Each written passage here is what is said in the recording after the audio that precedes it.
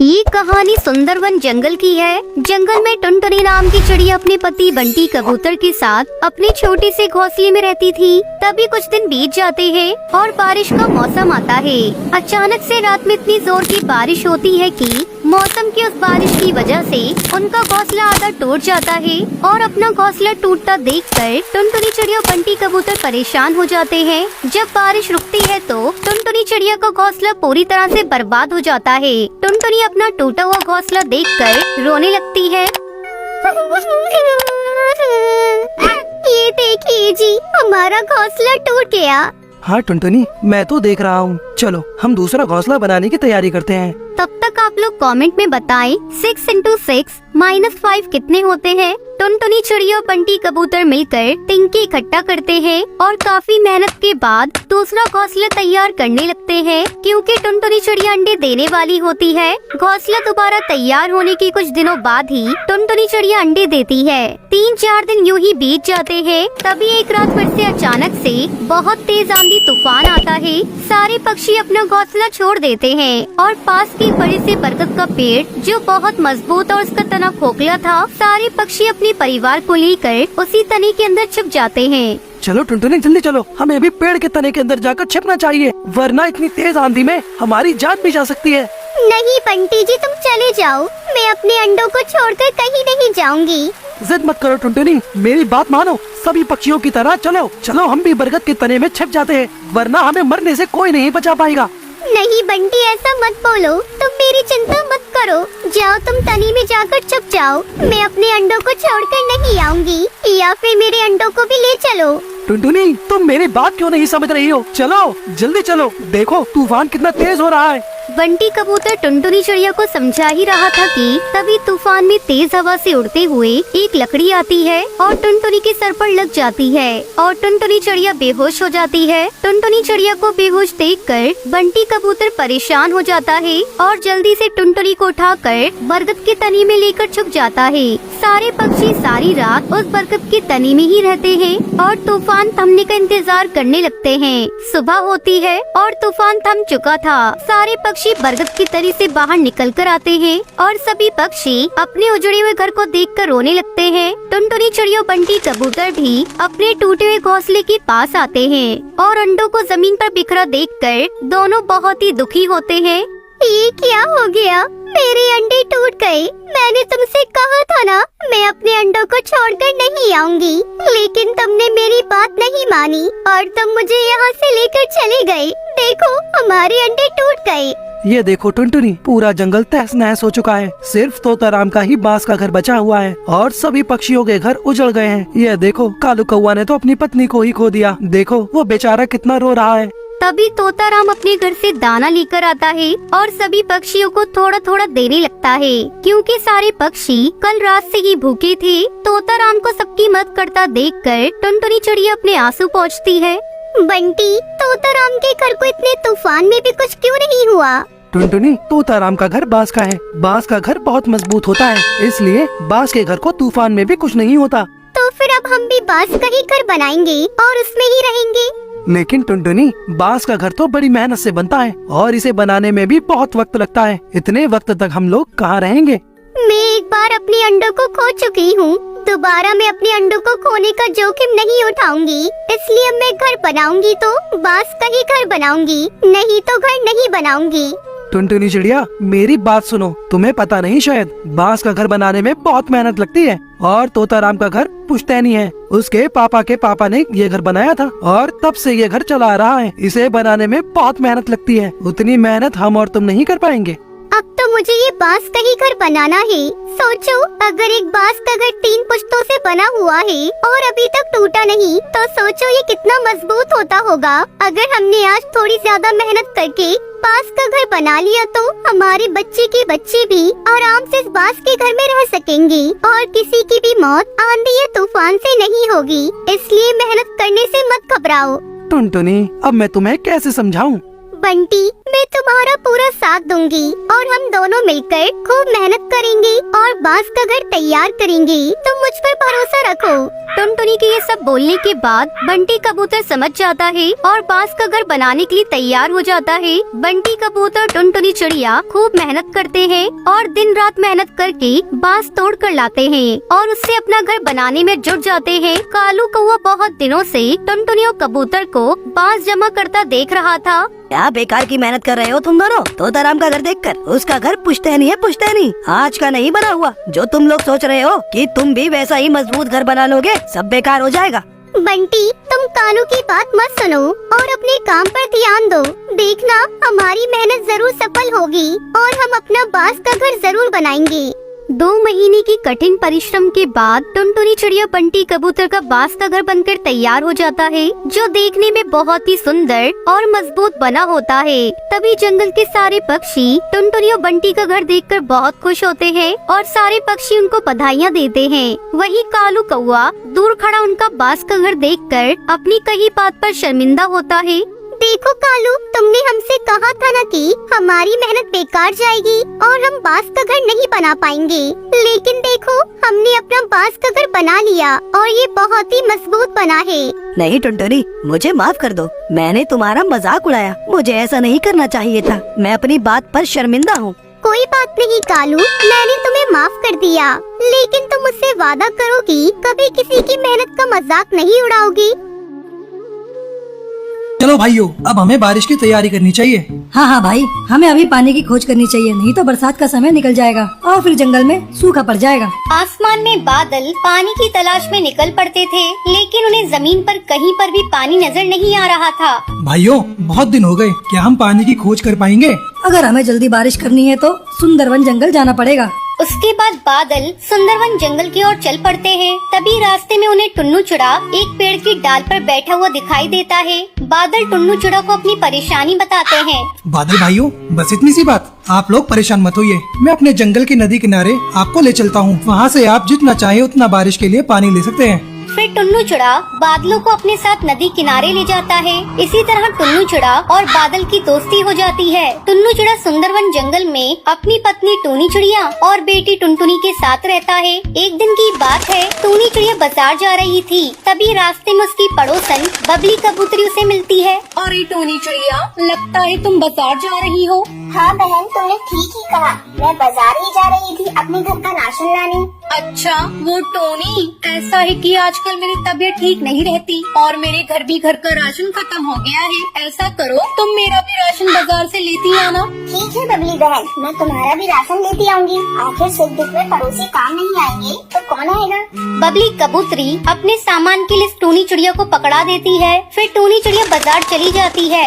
थोड़ी देर बाद टूनी चिड़िया जब बाजार से लौटती है, ये लो बबली कबूतरी, मैंने तुम्हारा राशन ला दिया है और कोई काम हो तो मुझे बता देना। उसके बाद टूनी चिड़िया अपने घर चली जाती है। इस तरह कई दिन गुजर गए। अब बबली कबूतरी अपनी बीमारी का बहाना बनाकर टूनी चिड़िया से अपने घर का सारा काम करवाने लगी और खुद आराम से बैठकर झूला झूलती। रोज रोज टूनी चिड़िया को बबली कबूतरी के घर का काम करते देखकर एक दिन सुंदरी कौवी बबली कबूतरी के घर आती है और उसे झूला झूलते देखकर उससे कहती है, अरे बबली कबूतरी, मैंने तो सुना था तेरी तबीयत खराब है और तू है कि यहाँ आराम से झूला झूल रही है।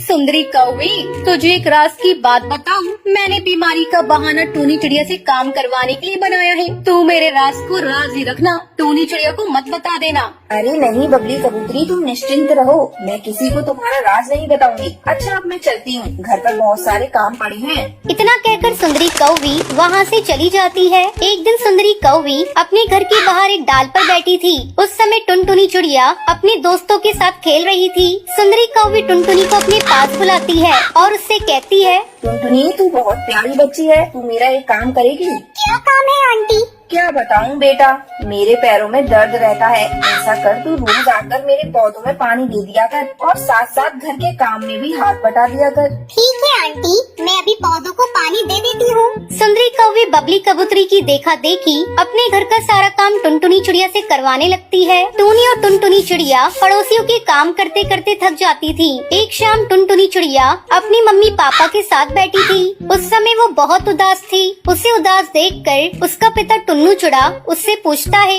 क्या बात है टुनटुनी चिड़िया, तुम आज इतनी उदास क्यों हो? तुम्हारी माँ ने तुम्हें डांटा है क्या? नहीं पापा, ऐसी कोई बात नहीं है। तो क्या बात है, मुझे बताओ। वो पापा, हमारे पड़ोसी पक्षी हमारी अच्छाइयों का फायदा उठाते हैं और अपने सारे काम हम लोगों से करवाते हैं। हाँ जी, टुनटुनी चिड़िया बिल्कुल सही कह रही है। मैं भी तंग आ गई हूँ पड़ोसी पक्षियों का काम करते करते। मेरा मन करता है हम कहीं और जाकर अपना आशियाना बना लें। ठीक है टूनी चिड़िया, हम सब कहीं और चलकर अपना नया आशियाना ढूंढेंगे। फिर सब खा पी कर सो जाते हैं। अगले दिन टुन्नू चिड़ा अपने परिवार के साथ नई आशियाने की तलाश में जाता है, लेकिन उन्हें घोंसला बनाने के लिए कोई सुरक्षित जगह नहीं मिलती। तब टुन्नू चिड़ा टूनी चिड़िया से कहता है, चलो मैं तुम दोनों को अपने बादल दोस्त के पास लेकर चलता हूँ। अगर वो थोड़ी जगह हमें दे देगा तो हम लोग बादलों में ही घर बनाकर रहेंगे। फिर टुन्नू चिड़ा सबको लेकर अपने दोस्त बादल के घर जाता है और बादल को अपनी समस्या बताता है। टुन्नू चिड़ा को दोस्त बादल उन्हें अपने साथ रखने के लिए तैयार हो जाता है। फिर टूनी चिड़िया अपने परिवार के साथ बादलों में घर बनाकर खुशी खुशी रहने लगती है। नदी के किनारे कुछ छोटे गांव बसे थे।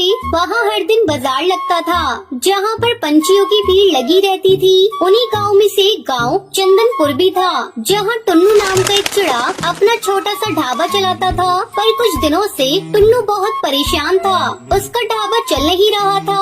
टुनटुनी, हम रोजाना ढाबे पर मेहनत से खाना बनाते हैं, पर हमारे ढाबे पर अब आमदनी बहुत कम हो गई है। पता नहीं चंदनपुर गांव के ज्यादातर पक्षी शहर जाकर बस रहे हैं। अब भगवान जाने हमारा ये ढाबे का काम कब तक चलेगा। चिंता मुझे भी हो रही है। आगे पिंकी की शादी करनी है। बंटी बेटा भी कह रहा था आगे की पढ़ाई वो शहर जाकर करना चाहता है। वो इस बारे में बात कर रहा था। टुन्नू टुनटुनी की सारी बातें बंटी कबूतर सुन लेता है। वो बहुत उदास हो जाता है और नदी के किनारे जाकर बैठ जाता है। उसकी आंखों में आंसू आ जाते हैं और वो रोने लगता है। माँ और बापू कितने परेशान हैं। मैं ऐसा क्या करूँ जिससे उनकी तकलीफ कम हो जाए। वो बेचारे चिंता में कितने परेशान रहने लगे हैं। हमारा ढाबा बंद हो गया तो हम क्या करेंगे। बंटी अभी खुद से बातें कर ही रहा था कि वहाँ नदी के किनारे एक बूढ़ा तोता अपनी नाव पर बैठा हुआ उससे पूछता है, क्या हुआ बेटा, तुम रो क्यों रहे हो, मुझे बताओ। बंटी उस बूढ़े तोते को अपना सारा दुख बताता है, जिसे सुनकर बूढ़ा तोता उससे कहता है, मेरे पास एक तरीका है जिससे तुम आमदनी कर सकते हो। क्या तरीका है बाबा। देखो बेटा, तुम और तुम्हारे पिता अगर नाव में खाना बनाकर आसपास के गांव में जा जाकर बेचो तो तुम्हारी अच्छी कमाई होगी, क्योंकि आसपास के सभी गांव में रोजाना बाजार लगता है और अच्छी खासी भीड़ रहती है। पर बाबा, हमारे पास नाव कहाँ से आएगी। हमारे पास इतने पैसे नहीं कि हम नाव खरीद सकें। नाव की चिंता तुम मत करो, मेरे पास ये नाव है। इस पर ढाबा खोलकर तुम मुझे इसका किराया दे दिया करो। वैसे भी मैं बहुत बूढ़ा हो गया हूँ, अब मैं नाव नहीं चला पाता। ये तुम्हारे काम आ जाएगी। तुम्हें ये नाव देकर मुझे किराया मिलता रहेगा और मेरा गुजारा हो जाएगा। हाँ, ये ठीक रहेगा बाबा। मैं अभी जाकर अपने बापू से इस बारे में बात करता हूँ। आपका बहुत बहुत धन्यवाद। बंटी घर आता है और अपने पिता से इस बारे में बात करता है। बात तो सही है, पर बहुत कुछ देखना पड़ेगा। हमें कुछ चीजें खरीदनी पड़ेंगी, मेहनत तो बहुत लगेगी। मुझे बंटी का तैरते हुए ढाबे का उपाय अच्छा लग रहा है। हम सब मिलकर काम करेंगे तो हो जाएगा। हमें बंटी बेटा की बात को मान लेना चाहिए। बापू, वैसे भी तो हमारा ढाबा चल नहीं रहा, एक बार ये भी करके देख लेते हैं। शायद भगवान की कृपा से हमारा नाव पर बना ढाबा चल पड़े।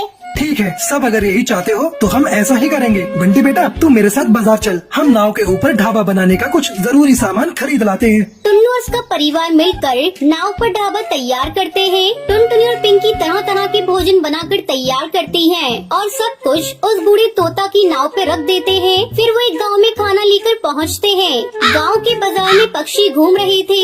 नदी किनारे नाव पर बना ढाबा देखकर पक्षी हैरान रह जाते हैं और वहां आकर खाना खाने लगते हैं। अरे वाह, नाव पर ढाबा, ये तो बहुत बढ़िया और साफ सुथरा दिखाई दे रहा है। भाई, वैसे क्या क्या है खाने के लिए इस तैरते हुए ढाबे पर? हाँ, पनीर, बटर मसाला, मटर पनीर, पालक पनीर, रायता, दाल तड़का, दाल मखनी, लच्छा पराठा, तंदूरी रोटी और भी बहुत कुछ मिलेगा हमारे ढाबे पर, और वो भी सस्ते दामों पर गर्मा गर्म। हमारे ढाबे की स्पेशल थाली खाइए, उंगलियां चाटते रह जाएंगे।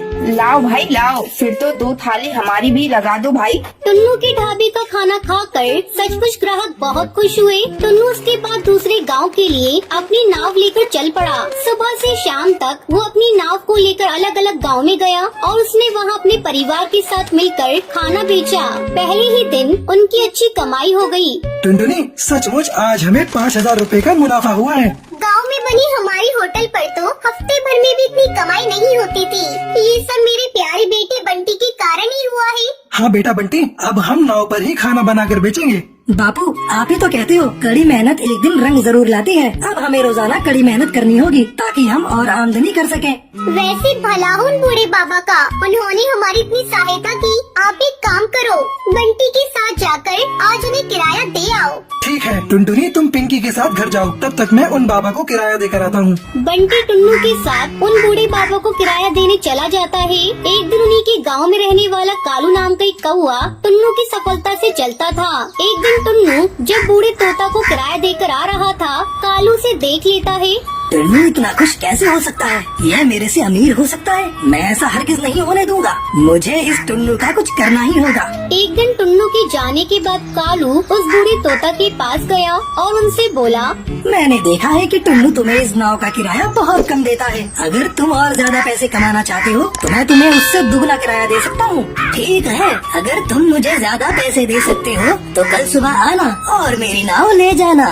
अगले दिन क्या बात है, यहाँ सबने भीड़ क्यों लगा रखी है? लाओ बाबा, मुझे अपनी नाव दे दो। मैं टुन्नू से ज्यादा किराया लेकर आया हूँ। अब तो आप सबको सबूत मिल गया, ये कालू कितना बेईमान है। हमारे गांव में रहकर ऐसे बेईमान पक्षी दूसरों के घरों को बर्बाद करते हैं। मुखिया जी, क्या आपको लगता है ऐसे बेईमान लोग हमारे गांव में होने चाहिए? क्या रे कालू, किसी की सफलता पर जलना क्या अच्छी बात है? तेरे जैसे कौओं को यहाँ रहने का कोई हक नहीं है। अभी के अभी इस गांव से भाग जा, या फिर इस गांव में रहना है तो सुधर जा, वरना अपने नौकरों से कहकर तुझे इस गांव से दूर फेंकवा दूंगा, समझा? नहीं नहीं मुखिया जी, मुझे माफ कर दो। टुन्नू, मुझे माफ कर दो भाई। है, मेरे से गलती हो गई थी। अगर आप इस गांव से मुझे निकाल दोगे तो मैं अपनी बीवी बच्चों को लेकर कहाँ जाऊँगा? मैं आज के बाद टुन्नू को कभी तंग नहीं करूँगा। कालू सबसे माफी मांगता है। उस दिन के बाद टुन्नू और टुनटुनी को वो कभी भी तंग नहीं